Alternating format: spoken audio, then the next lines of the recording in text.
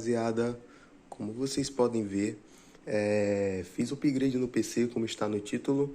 O PC já está aqui, já está montado. Não mostrei a última parte colocando o kit dentro do gabinete, pelo fato de dar muito trabalho e eu não ter nenhum suporte para poder gravar. Mas é o seguinte, aqui está o PC. Vou mostrar aqui agora as configurações para vocês. Vou abrir aqui os dados, este computador, propriedades.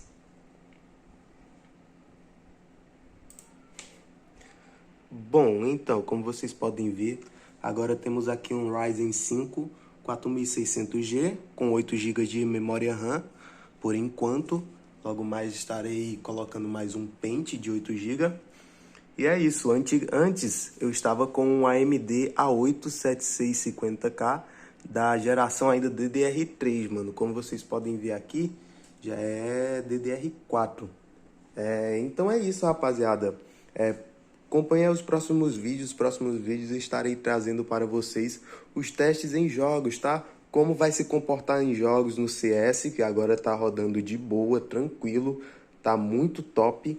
E é isso, rapaziada.